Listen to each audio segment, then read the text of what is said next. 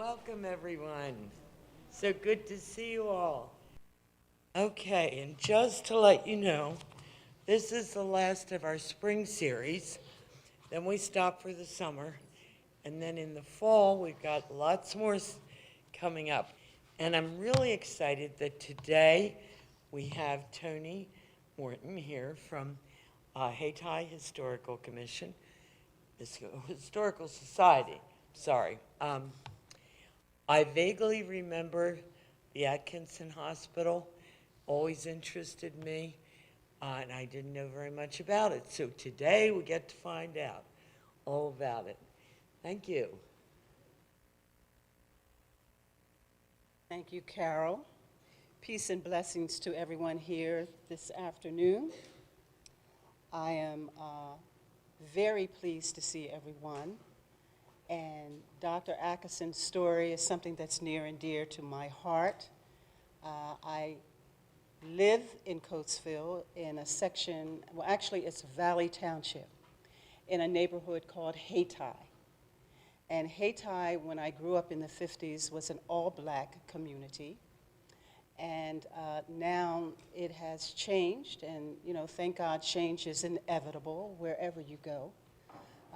But we have great memories of Hayti. And one of my fondest memories was of my grandmother who worked for Dr. Atkinson. And she was so proud of being a nurse and being employed by Dr. Atkinson. So I have a personal connection. I never met him myself, but my aunts and my grandmother did know him. He was certainly someone in the community that was very notable. Again, my name is Toni Morton, and I'm a member of the Hayti Historical Society. And one of our missions as a society is to honor the stories and the local legends that have left so much history that is often neglected and ignored in the community. And the Hayti Historical Society decided to do this documentary on Dr. Atkinson because many years ago we had a Black History program in our church, and all of the children got dressed up as notables. And we had a young lady that came in as Sojourner Truth. We had Harriet Tubman represented by these young folks. We had the Tuskegee Airmen represented. And this little girl came in, and she was in white, and she had a stethoscope on, which was almost as long as she was tall. And she was so cute, and she came in as a physician. And I don't remember the doctor that she represented, but it made me think about all of the children are looking outside of the community for people that have inspired us. And there's so many people right in your own community, right in your own home, that are just as noble and have done great things. And so the Hayti Historical Society decided to focus in on local legends. We started out with Dr. Atkinson. Now, we know that within Hayti, there are so many other people that we could have chosen, and we will do this at some other point, but we started out with Dr. Atkinson. And I must admit that, or give credit to the Scribe Video program, which is out of Philadelphia. And every year around January, they put out a call to anybody, mainly the residents in Philadelphia. And what they ask is, do you know someone that you feel should be documented, that the story should be told? And Scribe Video, they will provide you with all of the equipment that you need, all of the resources, the cameras, the sound equipment. They will give you everything you need to do a documentary about a place or a person that you feel should not be forgotten. So I do definitely want to give credit to Scribe Video for giving us this opportunity to do the documentary. Now, what we try to do is chronicle as quickly as we can, because we only had, I think, 8 minutes to do the documentary, and I think mine went over to about 11. I had to beg for those extra 11 minutes. But Dr. Whittier Atkinson, he was a medical physician, he was a surgeon, he was a civil rights activist, he was a community rights activist, and he was a founder of the Clement Atkinson Memorial Hospital in Coatesville. Are there any individuals that knew Dr. Atkinson or know of the Clement Atkinson Hospital in Coatesville? Okay, and I remember, Joe, you did mention that you met him. I grew up a few blocks from him. Great, on Chestnut Street? Yep. Great. And Great. I knew his sister because I helped to transfer the real estate, the building, from the estate to the shelter. Excellent. Well, I certainly would like to talk to you before we leave today. We can put you in the addendum to our documentary. That's really great. That's really great. But again, the Hayti Historical Society's purpose is to invite you and hopefully inspire you to take a solemn look at Coatesville's rich yet often neglected African American history. Now, before we start the video, and I have to let you know, don't blink. The video is real short. Don't blink, or you'll miss something. But I do want to talk briefly about it before we start the documentary.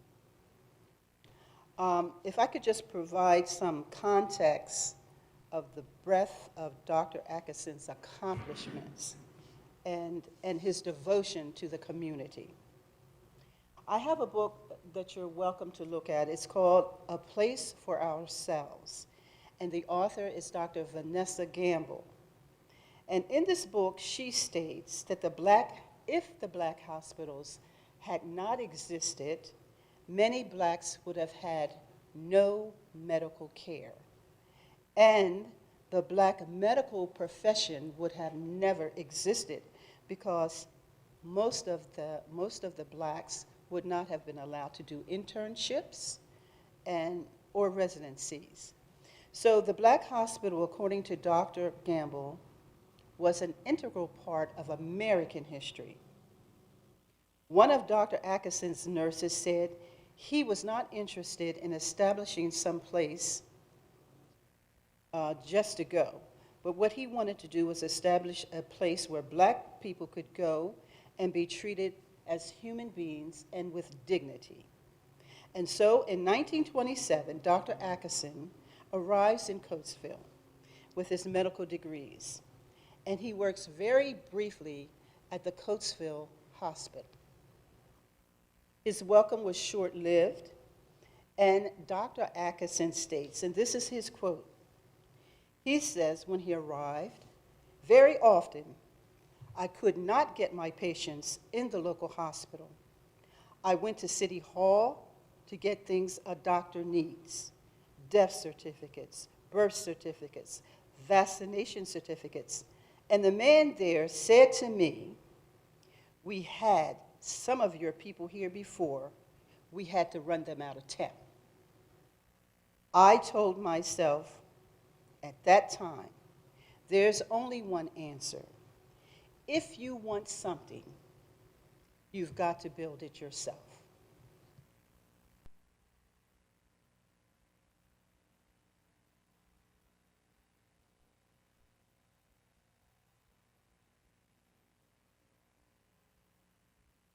There has to be some way of carrying on our history. We can't just let it die and fizzle out. We have to find a way to make sure our history is told by us. Dr. Atkinson came to Coatesville in 1927. And when he came to the city, actually he was visiting a friend that lived here in Coatesville. And when he arrived, he trying to figure out where this friend actually is located. And he finds himself on Chestnut Street, a dirt road, by the way, in 1927. And he encounters two women that he asks directions. And who are you is their question. And where have you come from? Obviously, he was a 33-year-old handsome young man that appeared in our city, and we wanted to know more about him. He shared that he was a physician and that he was en route to accept a position in New York, passing through to visit a friend. And they pleaded with him, we have no doctor that is Black to treat the Black community. You have to stay here. They have plenty of doctors in New York. No, you have to stay here. Afterwards, he visited his friend and went on to New York. However, he could not forget the pleading of the two women on Chestnut Street.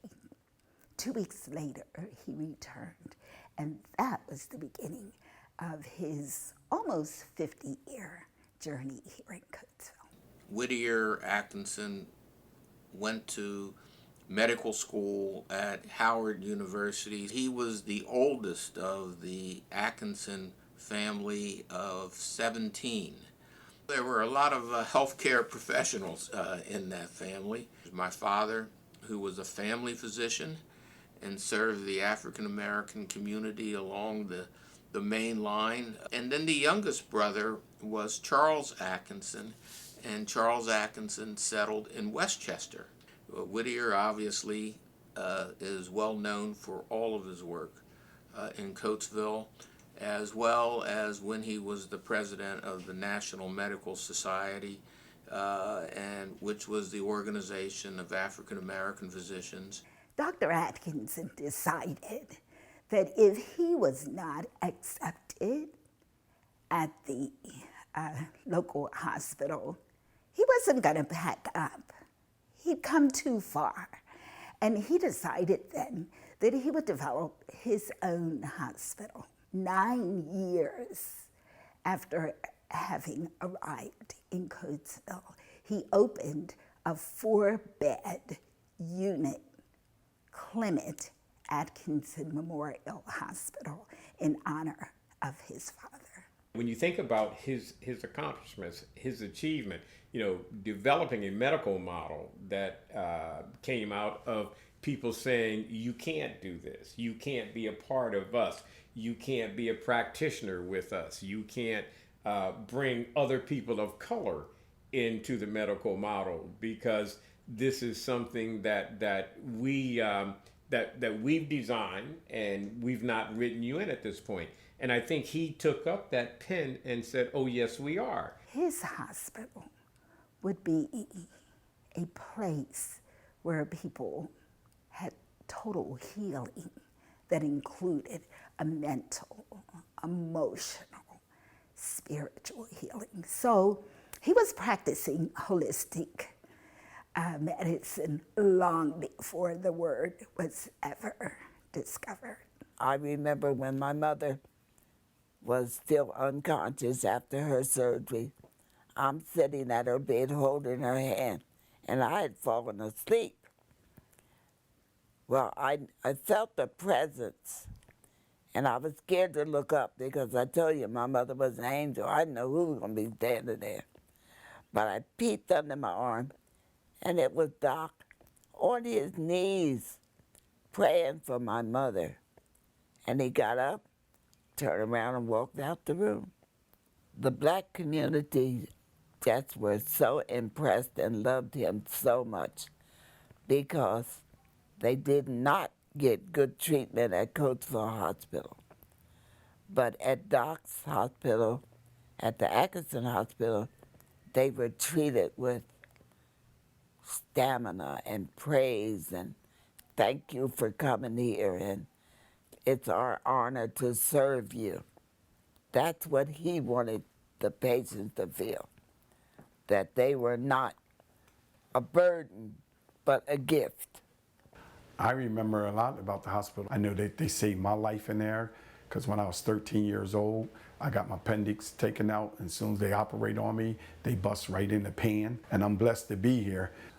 I started working for Dr. Atkinson, it was back in 74. I used to cut the grass at the hospital, and from 74 all the way up till he passed. I used to drive for him, and from there, I was like his right-hand man.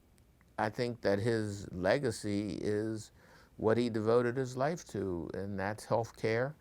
It was health care in the Coatesville community because that is why the hospital was built in the first place. It was not built simply to add another hospital, but it was built because health care wasn't available to African Americans in Coatesville. If you look at the history of Coatesville, you know that it wasn't very pleasant for black people because they hung a black man on Ursulton Road. I mean, it was very prejudiced. The white people stayed where they were, and we stayed in our neighborhood.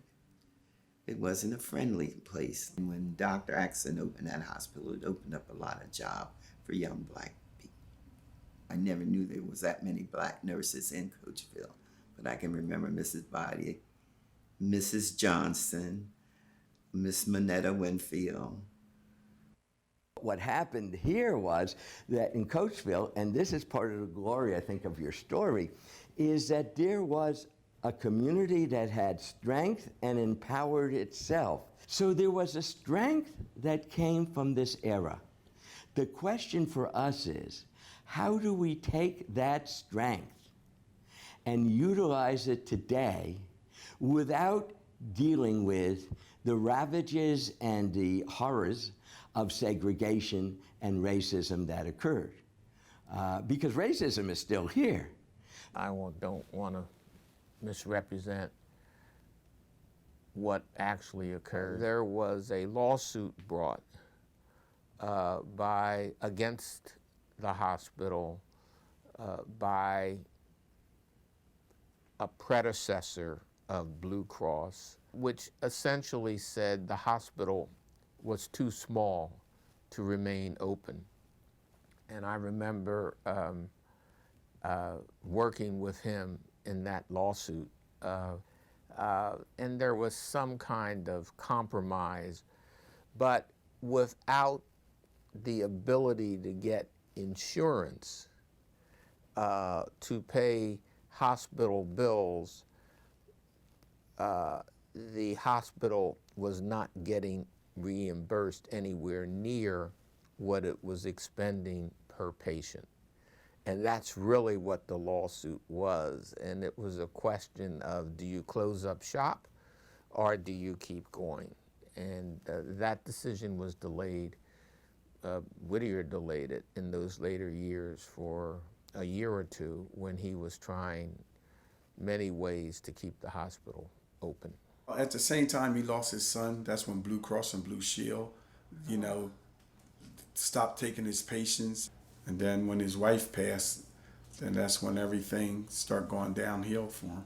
I know that he was just really upset how the black doctors that he brought here, and when Blue Cross and Blue Shield, they shut his insurance down, and the black doctors moved to Brandywine Hospital, and he was upset about that they did not support him the way that he wanted them to. And I agree that they do got to get paid, so that's why they went to Brandywine Hospital so they can get paid. But the love that he put in the hospital for the community, he didn't care if the community paid him or not, but he still was serving the community.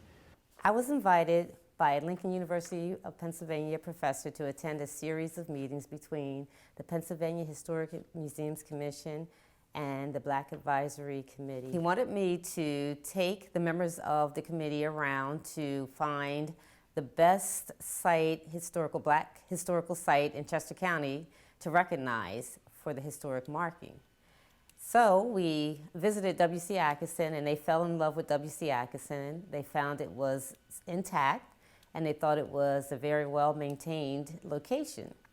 So we discussed the history around W.C. Atkinson, the fact that he had support of the community, the fact that he permitted the patients to pay with donations, whether it be food or hospital supplies, as sheets and linen and things of that nature.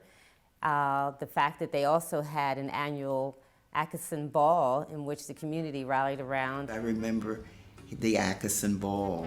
Everybody got all dressed up, and I can remember they'd have these contests, and I can remember Walter Washington and his brothers, and Tilly Taylor. He was lame, but he could dance, he could waltz. He was just so fluid on the floor. Everybody wanted to dance with Tilly. For someone in a segregated society in that day and time to take adversity by being kicked out of the only hospital in the area because of his skin color, and to go about building his own hospital and making it a successful institution and hiring and training people from the community so that they were able to go on and have careers of their own in medicine or in other endeavors, it's probably without parallel. Every person of color in Coatesville and surrounding area owes Dr. Atkinson a debt that we could probably never pay. I just wish that we recognized Dr. Atkinson and would name a street after him.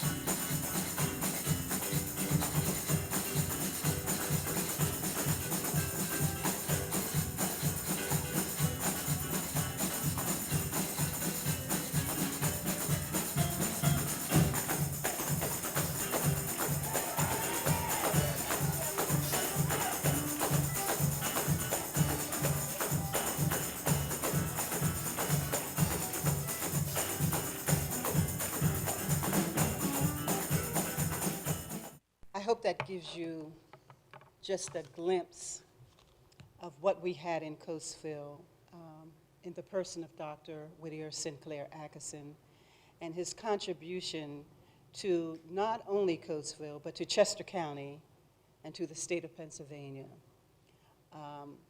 Right now, this building still is intact. There is a picture of the hospital. It's still a beautiful building that's located on Chestnut Street. And if you're ever in Coatesville, last month, April, they did dedicate a section of the street after him. So the city of Coatesville came out in groves in support of that. And the gentleman that spoke last said that in 2018, 2019, that he wished we would name a street after him, and as of last month, it did happen, so we thank God for that. Right now, the building is owned, the building is owned by the Seventh-day Adventist, Allegheny East Conference. They bought it in 1988. And I just want to read what Miss Minnie McNeil said when they walked into the building. It had been abandoned in the community for 11 years. So this is what Miss Minnie McNeil states.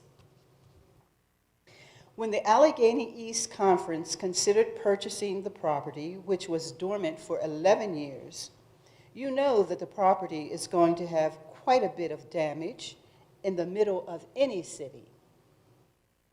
And when individuals came to look at the property prior to agreeing to purchasing it, they were shocked. First, every bed was made. The operating room was set up as though it was ready for its next case. A wheelchair sitting near the X-ray device as though it was beckoning for a page.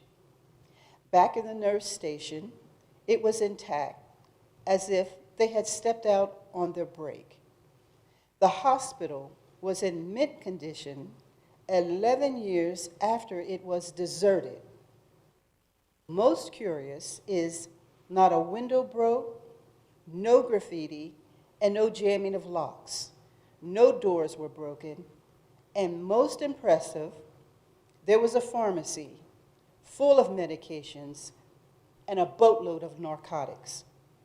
So in the middle of the city, Coatesville, this property still yielded a sense of honor for the past and respect for the work of Dr. Whittier Sinclair Atkinson. That to me is such a testament of the love Coatesville had for that gentleman. And as I mentioned, if you were to go down Chestnut Street today, the building is beautiful. It is now a transition house for men who are homeless, and it is run by Miss Minnie McNeil, who spoke in the video. I hope that has given you some enlightenment on the gentleman and on the city of Coatesville. The Hayti Historical Society has done several other documentaries that I'll talk to you, Carol, about. But this is one that is so close to me because of just who he was to my grandmother. So at this point, I'd like to open it up to any comments or questions or thoughts that you may have. And hopefully, we can have some kind of dialogue. Any comments? Maybe I missed it. When was the hospital actually closed? When was it closed? So it was closed in 78. He leaves in 79. I might add that the 70s was a very, very difficult time for him. I am so impressed with the fact that he opened and he built the hospital during the Great Depression. That is so impressive to me that he was able to do that, and he did it primarily out of his own funds. But the 70s was just really brutal. He lost his wife, I believe, in 70, and then in 71, Blue Cross comes in, and then he loses his son, and he is trying all through the 70s to keep that building open, and it just did not happen. The 70s was just brutal. So he finally leaves. His sister comes to get him, and she takes him back to Georgia, which is where he was from. And I believe he lives for 10 more years, and then he succumbs in Georgia. But as one of the gentlemen said in the documentary, when he left Coatesville, well, prior to him coming, the community loved him. But his departure was bitter. It was really bitter because he did feel that the hospital was needed, and he did not get the support that he thought he would get. So, as I mentioned, we did celebrate his 130th, what would have been his 130th birthday last April by naming the street, a portion of the street after him. But yeah, the 70s was just brutal. Yes? His family were mainly from Georgia, and there's so many of them. They're spread all over the place. But he was the only one that came to Coatesville and stayed and lived. He mentioned the brother, one of the brothers that practiced on the main line, and then another brother who practiced in Westchester. But as far as Dr. Atkinson's immediate family, they're all gone. He lost his son, he lost his wife, and that's. How did he lose his son? I'm not really sure how he lost his son, but I do know, I believe he was a teenager when he passed away. Yes, please. How does the development of the hospital and the steel mill and the workforce for the steel mill and the closing of the steel mill, did that have some complementary impacts with one another? I'm sorry, could you repeat that? I'm thinking about the fortunes of the steel mill. Yes, And the workforce at the steel mill. yes, Who would have been some of the patients right. of Dr. Atkinson, and whether the closing of the steel mill and the changing of the workforce had an impact on what he was doing. I believe that the hospital closed long before the steel mill left Coatesville, long before.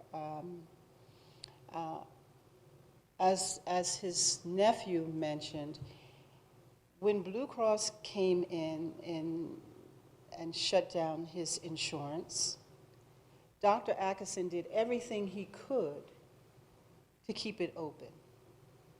But this was prior to Lucan's leaving These would Coatesville. have been steel mill employees who were coming to Blue Cross. I'm sure some, yeah. But, you know, there were many people who did not go to the Atkinson Hospital in Coatesville. Many of them went to Brandywine, or the Coatesville Hospital at that time. So it's really amazing when you think about how he was able to maintain the hospital for so long. When you have patients that you have treated and they're paying you with eggs or they're paying you with vegetables, and it was okay. One of the nurses told me that Dr. Atkinson would send a bill out to certain people, and he would pay the bill himself for the patient. So, you know, when you look at what he tried to do, and I often think about, you know, so why did it close? Was it just Blue Cross and the fact that he lost his accreditation? Was it just that? Dr. Atkinson did what we expect any hospital to do. He would care for the sick. He would treat the sick. And he was not really that concerned about getting paid. I mean, that is what a hospital is to do. It's all about healing. That's what he tried to do. But, I mean, how long can you stay in business like that? Yes, I'm sorry. Accepting Black patients. You know, I don't know. That's a great question. The question was, when did the local hospital Coatesville Hospital, start accepting Black patients? I think it really had a lot to do with when more Blacks were employed and had insurance. But that's a great question. I will look into that. That's a great question. Out here in '69, and I trained at University of Pennsylvania Hospital. Okay. The hospital's full of Blacks. Yeah. Yeah. That's where they live. Yeah. Now, universities push them all out. That was their community. So what year was this? '69. In the 60s. Okay. And when I heard about Atkins Hospital, I was just appalled that Coatesville wouldn't take care of them. Appalled. Yeah. He had. In Chester County? Okay.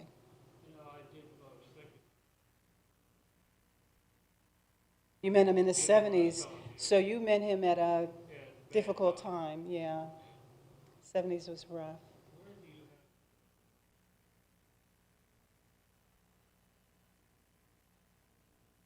Well, thank you for asking, Joseph. I appreciate that. Joseph is asking about the Hayti Historical Society and do we have an office? So I'm going to give you the short version. In 2019, the Hayti Historical Society became a nonprofit. And one of the things that we wanted to do was to save the Passtown Elementary School building, which at the time was housed by the Valley Township Administration and the Valley Township Police. Well, they have since moved out, and the building is now vacant. And we have been working, when I say we, the Hayti Historical Society, we have been working for years to try to get this building and reopen it as a community center and a resource center. Valley Township earlier this year did agree, thank God, to grant us the building for $1. And they are giving us 3 years to get all of the financial backing that we need prior to actually giving us the building. So right now, we are meeting in homes, in members' homes, but we really hope to get that Passtown Elementary School building, which, by the way, will be 100 years this September, and we do hope to celebrate a centennial. I'll certainly let you know about what we plan to do in honor of that. But yeah, pray for the Hayti Historical Society. I know that the Philadelphia Tribune did a very extensive article about us and the Passtown school history. Our documentary that we have is called Passtown, Past, Present, and Future. And in this documentary, we talk about what it was like for us living in a black community and going to an all-black school, what that was like for us, and then the transfer with integration to Rainbow. So that's quite an interesting story, and it's told from the perspective of black students who had to make that transfer. So again, that documentary, it has been seen on PBS many, many times. It's called Passtown, Past, Present, and Future. So we're trying to get that building. I think I saw another hand somewhere. Oh, yes, yes. About communities kind of underserved once again, closing of the Brandywine Hospital, large part due to reimbursement rates from insurance companies. If there were any more sort of details on why accreditation was lost for Dr. Atkinson's hospital. Okay. Too small is what the... I'm going to read what Blue Cross said, okay?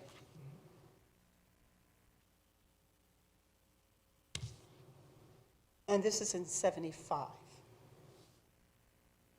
It says, an important announcement to all Blue Cross of Greater Philadelphia subscribers concerning Clement Atkinson Memorial Hospital.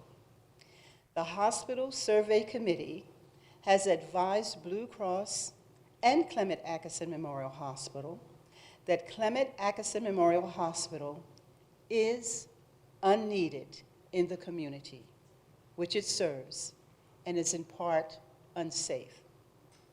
Therefore, Blue Cross of Greater Philadelphia hereby gives notice to all its subscribers that reimbursement by Blue Cross to Clement Atkinson Memorial Hospital will be denied for all patients admitted on or after March 1, 75. So, they felt it was unneeded and unsafe. and unsafe.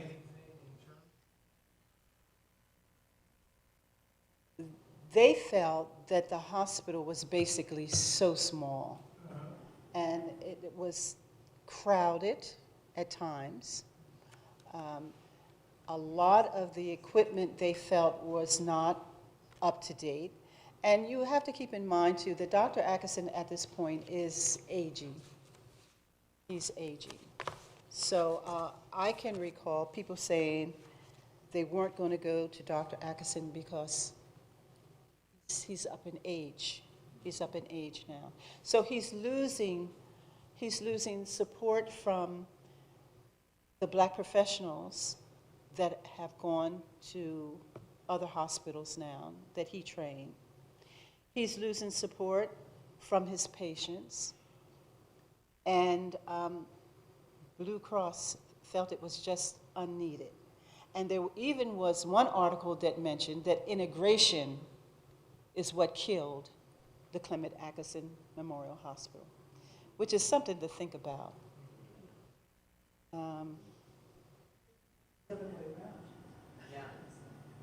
Didn't work the other way around.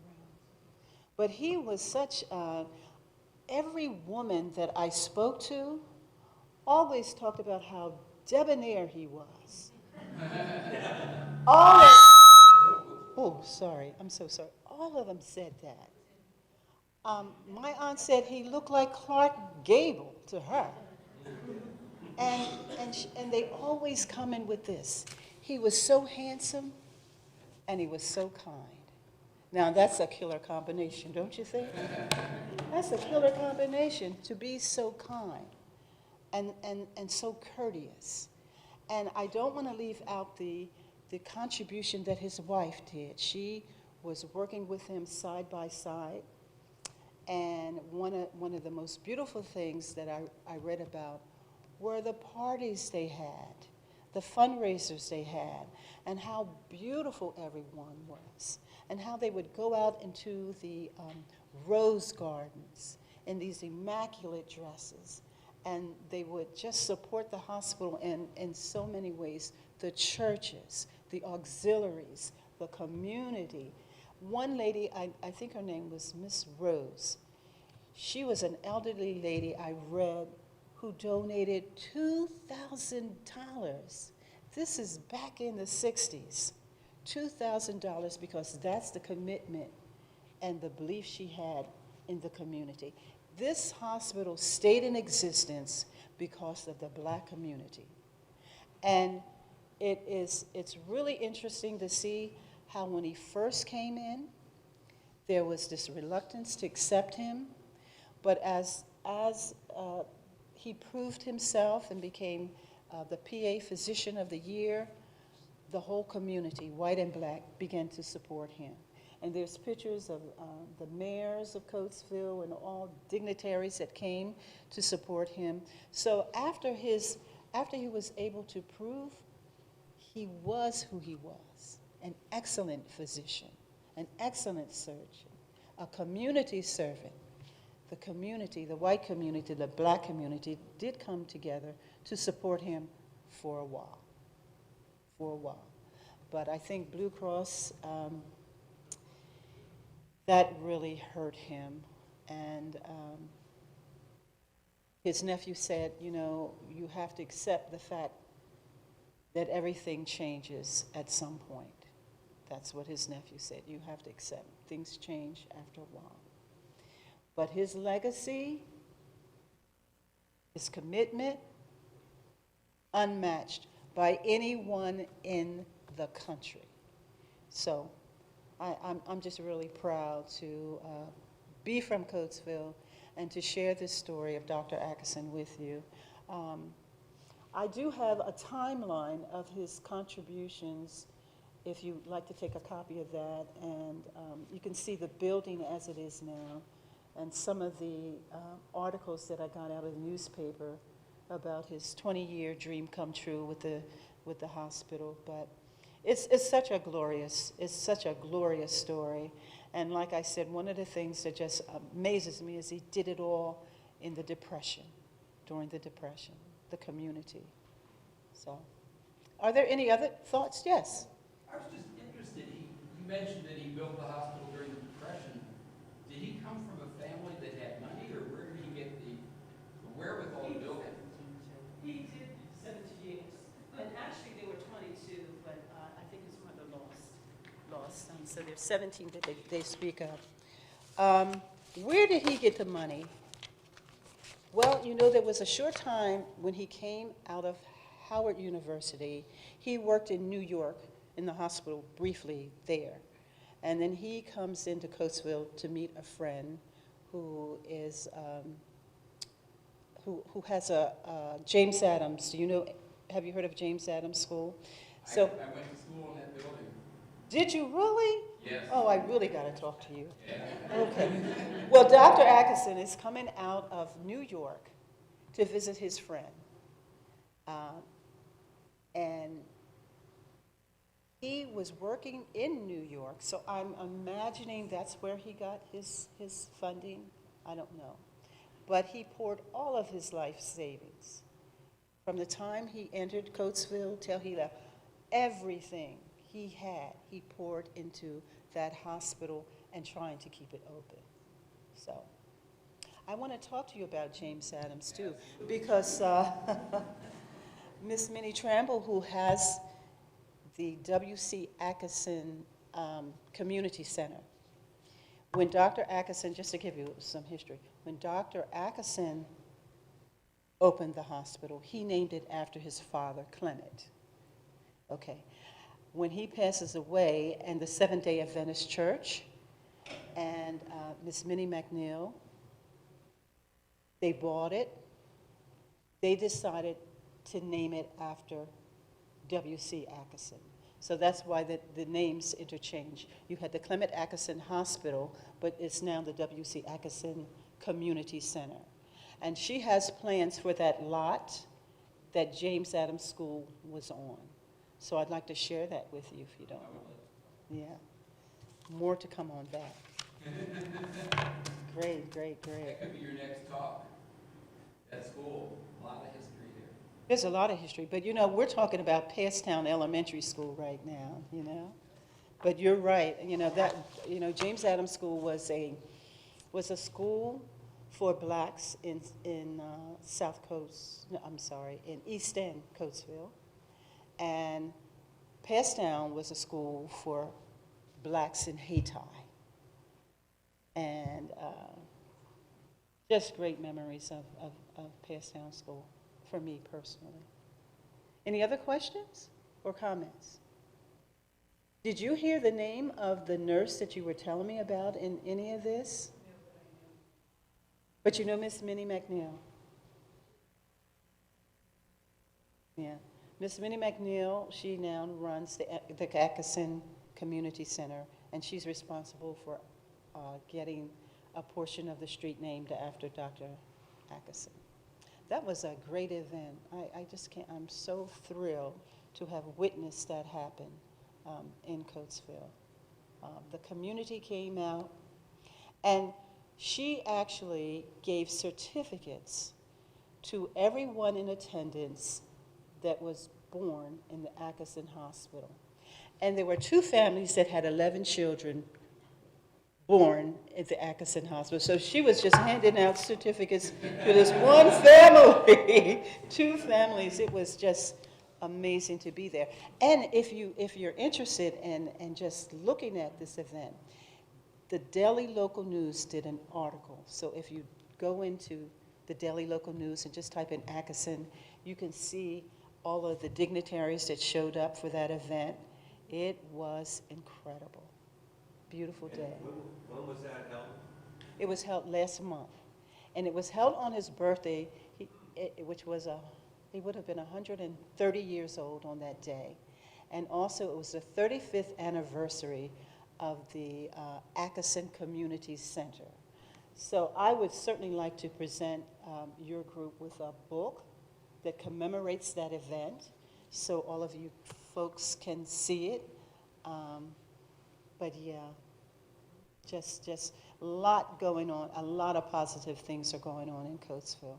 And I was so thrilled that the city council, everyone on the city council of Coatesville voted unanimously to give this gentleman a street named after him. So there was no argument with that.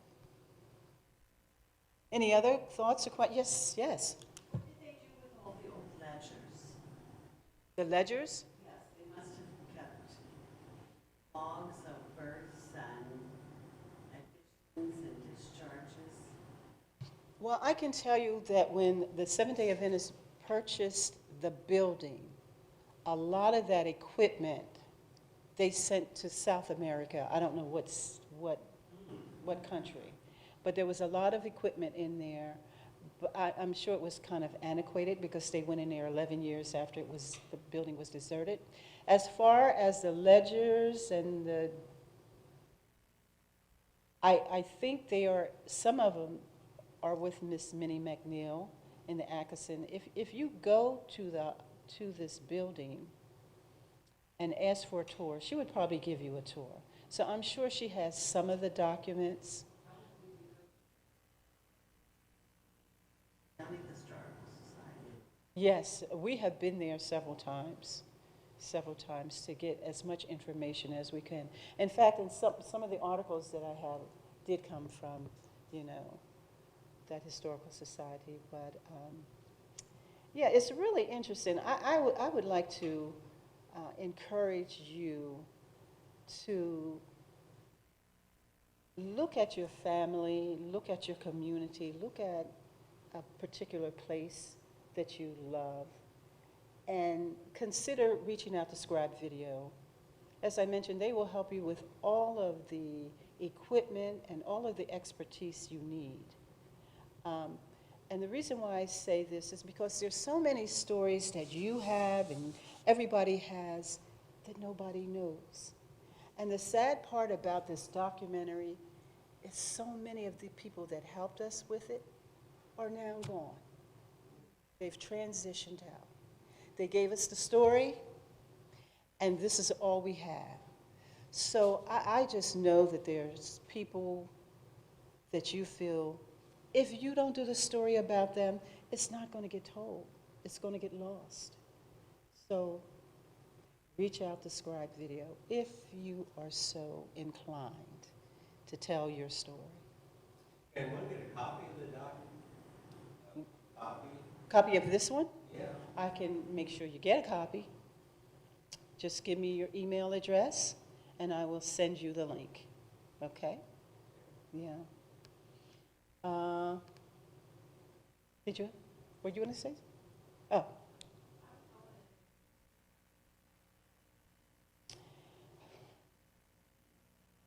I think he had two.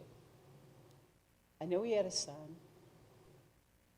And there's a bit of a mystery. You know, when I talk to people, some people say, oh, yeah, he had a son. And I talk to other people, oh, he didn't have a son, he had a daughter. So I know about the son. More research on that.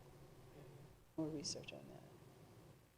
But, you know, it's really interesting that Mr. Nolan said that when Dr. Atkinson, because he was the oldest of the 1722, he was the oldest, he had left long before a lot of them got to know him. But he was somebody that they really, really did not know that well. They said every now and then he would show up at a cookout, but he would always say, I got patients, I gotta go. So he never hung around the family that much, other than his wife, of course. He was just dedicated to healing. Just amazing. It's amazing. Yes. Where did he live? He lived actually in the building where the hospital is. He had a house right next to it. Yeah. Excuse me? That's where this gentleman met him. Yeah, he met him. Yeah. Great guy, great guy.